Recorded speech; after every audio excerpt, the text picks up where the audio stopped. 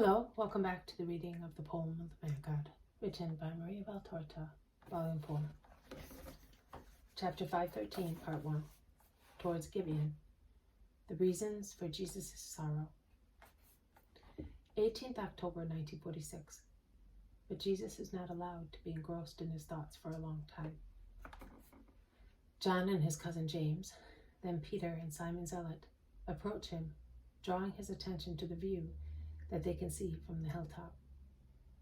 And perhaps in their intent to distract him, because he is clearly very sad, they recall episodes that took place in the district which their eyes are surveying. The trip towards Ashkelon, the house of the peasants in the Sharon plain, where Jesus made the old father of Gamala and Jacob see again.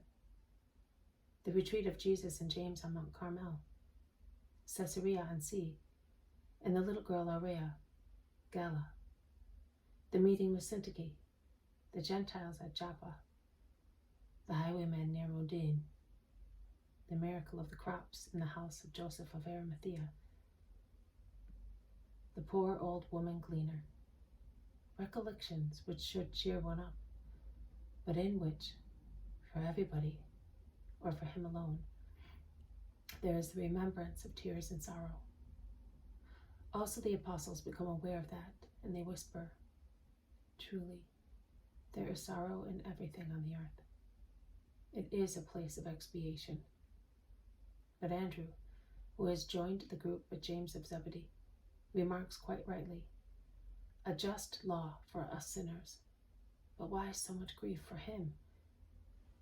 A polite discussion arises, and remains such also when all the others, attracted by the voices of the first ones, join the group.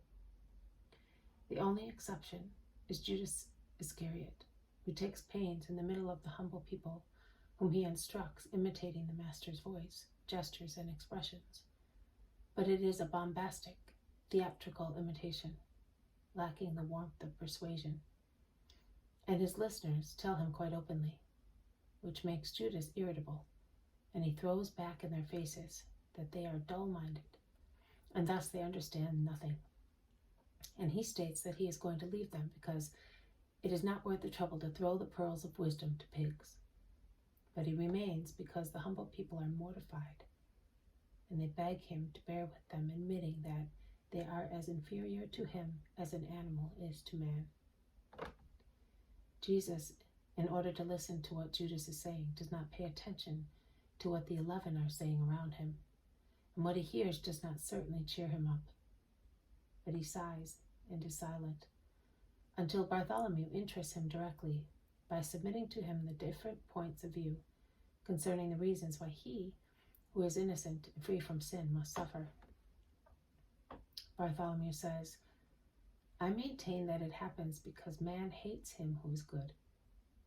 I am referring to a guilty man, that is, to the majority of men.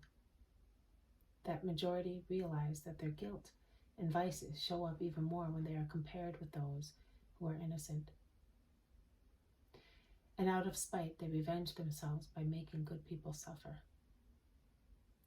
I instead maintain that you suffer because of the contrast between your perfection and our misery. Even if no one despised you in any way, you would suffer just the same, because your perfection must be sorrowfully disgusted at the sins of men, says Judas Thaddeus. On the contrary, I maintain that you, as you are not exempt from humanity, suffer through the effort of having to control, by means of your supernatural part, the rebellion of your humanity against your enemies, says Matthew. And I am sure I must be wrong because I am silly. I say that you suffer because your love is rejected. You do not suffer because you cannot punish, as your human side might wish, but you suffer because you cannot do good to people as you would like, says Andrew.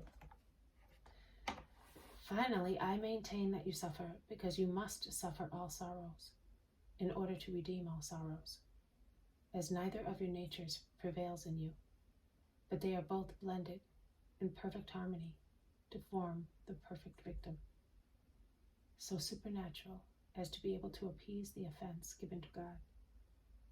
so human as to be able to represent mankind and lead it back to the immaculacy of the first Adam, to cancel the past and generate a new humanity, to recreate a new humanity according to the thought of God. That is, a humanity in which there is really the image and likeness of God and the destiny of man. The possession, the ability to aspire to the possession of God in his kingdom. You must suffer supernaturally, and you do suffer for what you see being done and for what surrounds you. I could say with perpetual offense to God. You must suffer humanly, and you do suffer, to cut off the lewdness of our flesh, poisoned by Satan. With the complete suffering of the two perfect natures, you will completely cancel the offense to God, the sin of man, says the zealot. The others are silent. Jesus asks, are you not saying anything? Which, according to you, is the just definition? Some say this, some say that. Only James of Alphaeus and John are silent. And what about you two? Do you not approve of any of them? Says Jesus teasingly. No, we feel there is something true, something very true in each of them, but we also feel that the utter truth is missing. And you cannot find it? Perhaps John and I have found it, but it seems almost blasphemy to us to tell you, because we are good Israelites, and we fear God so much that we can hardly mention his name. And it seems a blasphemous thought to us that while for a man of the chosen people, for a man, Son of God, it is almost impossible to pronounce the blessed name, and he has to create substitutes to mention the name of his God. Satan may dare to harm God, and we feel that sorrow is always active against you, because you are God and Satan hates you. He hates you more than anybody else. You find hatred, brother, because you are God, says James. Yes, you find hatred because you are love.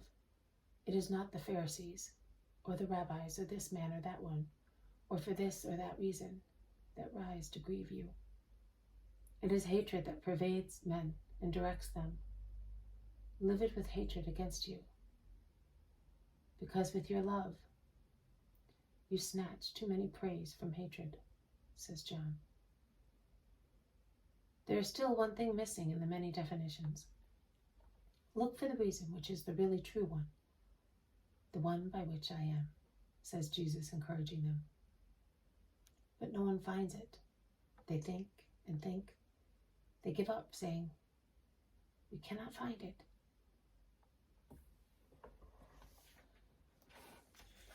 This has been a reading from the poem of the Man God, written by Maria Valtorta, Volume 4, Chapter 513, Part 1, Towards Gibeon, the reasons for Jesus' sorrow. Thank you for listening.